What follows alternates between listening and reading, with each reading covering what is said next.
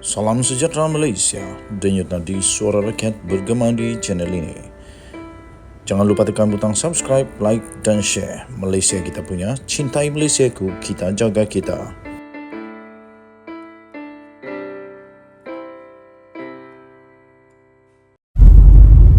Salam sejahtera Malaysia, denyut nadi suara rakyat bergema di channel ini. Berita terbaru yang pasti buat Muhyiddin semakin pening kepala. Disahkan pembantu dan adun bersatu. Pembantu dan adun pula. Minta maaf, bukan pembantu dan adun. Pembantu adun. Inilah panas sekarang, jadi otak pun beku. Pembantu adun bersatu dan isteri disiasat kerana kes pecah amanah.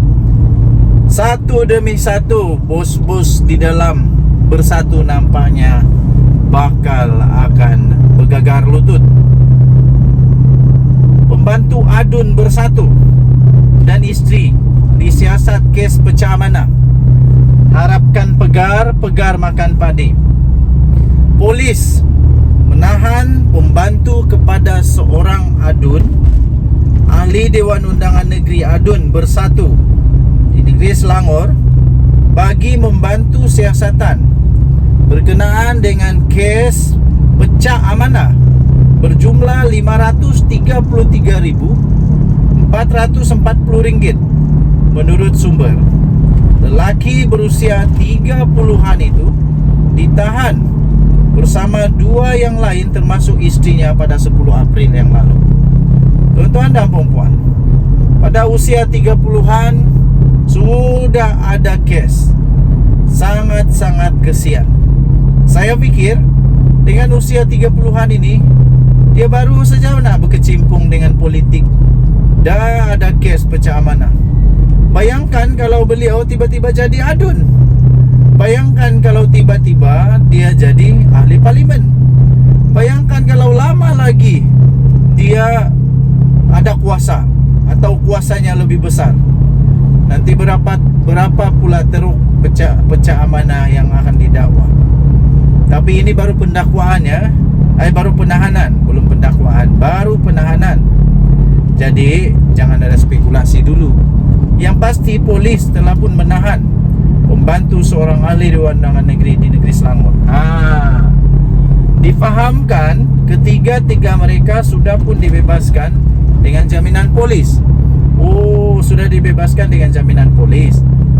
Kata kenyataan itu, polis sedang menyelesaikan siasatan dan akan menyerahkan penemuan mereka kepada Timbalan Pendakwa Raya tidak lama lagi, kata sumber yang memetik laporan FMT. Sumber itu turut memaklumkan bahawa adun bersatu itu bukan suspek dalam kes itu. Adun bersatu itu bukan suspek, cuma pembantunya saja. Kata sumber, pada Julai 2022, pembantu itu telah menjemput mangsa seorang pengarah syarikat untuk membida kontrak sebanyak 1.7 juta untuk menganjurkan program bagi Kementerian Belia dan Sukan di Perak. Mangsa diminta untuk membayar komisen sebanyak 3% dan membida projek itu melalui sebuah pertubuhan bukan kerajaan NGO yang dikaitkan dengan pembantu itu. Bagaimanapun, menurut sumber, selepas menerima bayaran, mangsa menyedari dia mengalami kekurangan wang sebanyak RM533,440 menurut laporan ini. Yang diberi duit begini, tapi tiba-tiba kurang. Mangsa dikatakan mendapati jumlah itu dipindahkan oleh NGO itu kepada sebuah syarikat milik isteri suspek. Berikutan itu, mangsa telah membuat satu laporan polis dan kes itu disiasat mengikut Seksyen 408 Kanun Keseksaan, iaitu melakukan pecah amanah. Kasihan sungguh. Kita harap manusia-manusia begini akan bertobat. Bertobat buat dan jangan buat lagi. Tapi apapun sudah dibebaskan dengan jaminan polis.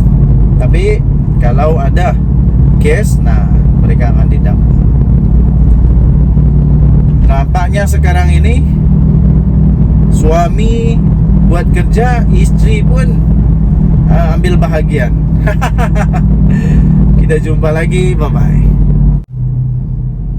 Salam sejahtera Malaysia. Denyut nadi suara rakyat bergema di channel ini.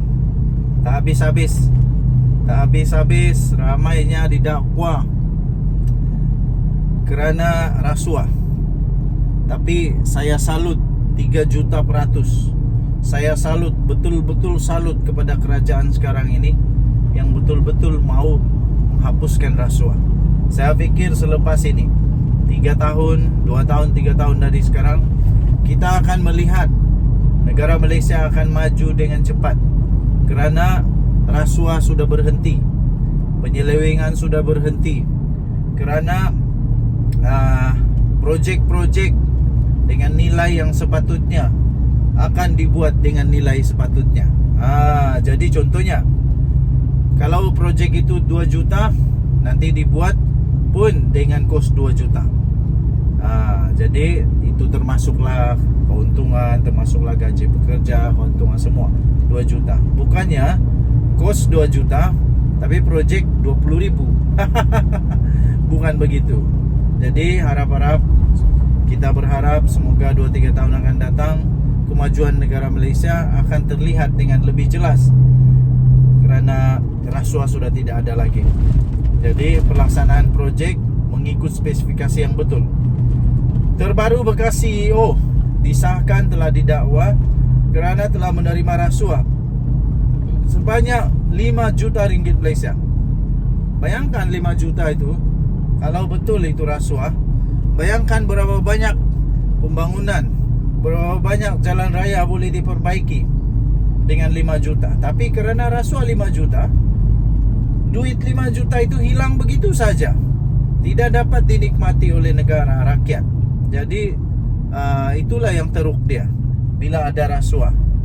Bila ada rasuah memang tidak dapat dibuat seperti sepatutnya.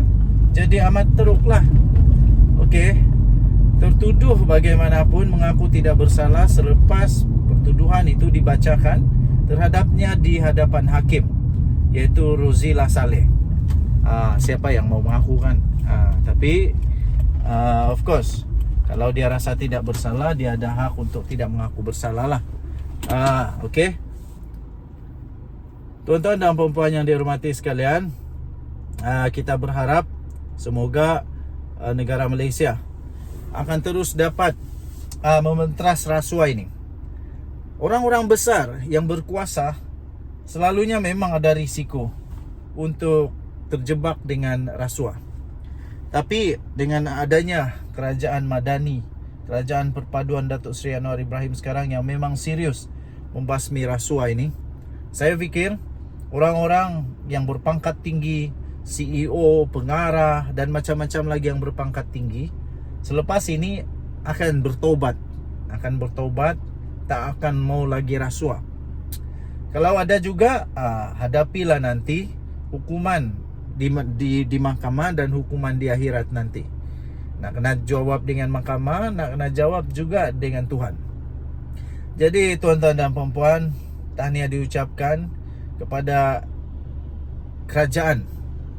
Kita harap, sekali lagi kita harap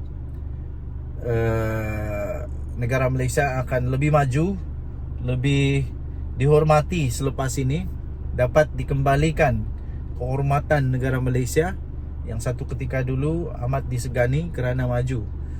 Dan sekarang ini Datuk Seri Anwar Ibrahim dalam proses untuk memperbaiki negara, dalam proses untuk memberikan keyakinan semula kepada pelabur-pelabur asing untuk melabur di Malaysia, kerana Malaysia sudah menjadi negara yang bagus semula untuk melabur.